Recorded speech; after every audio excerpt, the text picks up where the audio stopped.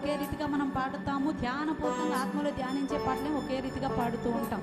కానీ దేవుణ్ణి స్తుతించేవారు, ఆరాధించేవారు, ఆయన సన్నిధికి వచ్చేవారు ఆయన ఎలా గణపరచాలని ఆయన ఆశపడుతూ ఉన్నాడు అని అంటే ఉత్సాహముతో, సంతోషముతో, ఆనందంతో ఆయన గణపరచాలంట. ఎందుకు అనంటే మనము కూడి వచ్చినది ఎవరి దగ్గరికి అనంటే మనల్ని పుట్టించినటువంటి దేవుని దగ్గరికి వచ్చామంట. మనల్ని సృజించినటువంటి దేవుని దగ్గరకు వచ్చాం.